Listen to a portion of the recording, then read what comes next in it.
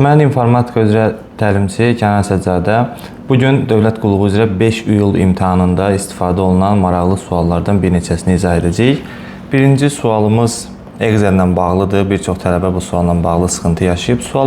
Sual belədir. Gördüyümüz diapazon seçildikdən sonra fill left, daha sonra fill up əmri icra olunarsa, verilən A1-Y8 diapazonda neçə boş xana qalar?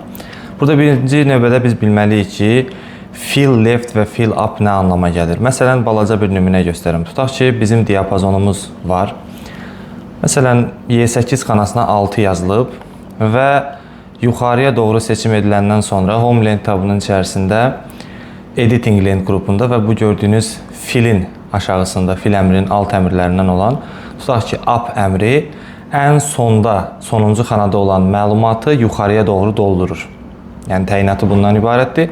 Eyni qaydada fill left də ən sağda duran məlumatı sola doğru doldurur. Bu şəkildə.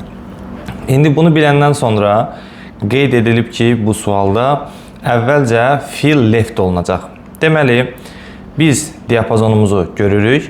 Left deyərsə əgər, deməli, bax bu gördüyünüz xanalardakı məlumatlar sola doğru, sol istiqamətdə doldurulacaq. Yəni, bu 7 buradadırsa, deməli, burada 7 olacaq, burada 7 olacaq və bu gördüyünüz sıranın sətrin əvvəlinə qədər hamısı 7 olacaq.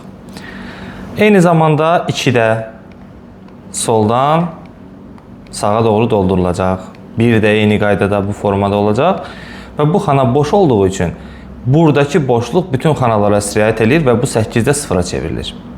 Bu həll olundu. İkinci mərhələdə qeyd olunub ki, fill up əmri icra olunacaq. O zaman belə çıxır ki, ən sonuncu xanadakı məlumatlar, yəni bu boşluqlar yuxarıya doğru doldurulacaq. Demək, belə çıxır ki, əgər bu xana boşdursa, yuxarılar hamısı boş olacaq. Bax, bu şəkildə üstündən xətt çəkirəm.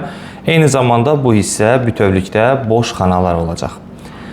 Bu məsələ bitdikdən sonra artıq bizə bəlli olur ki, bizdə 1, 2, 3, 4, 5. 5 sütun var. Eyni zamanda sətirlərimizin sayı da 4-dür. Demək, bu diapazonda 20 xana olacaq. Boş xanadan söhbət gedir. 20 xana boş qalacaq. Amma burada diapazonda qeyd olunmuş ki, A1-Y8 diapazonunda. Demək, belə çıxır ki, diapazonu yenidən qurmaq lazımdır. A1-Y8 dediyi üçün də, bax, bu gördüyünüz diapazonu bu hala salırıq. Ondan sonra boş xanaları saymaq olar.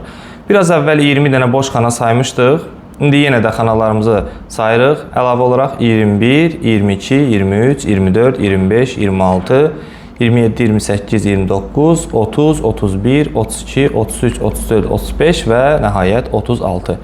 Demək ki, burada 36 boş xana var. Bu sualımızın cavabı C variantı idi.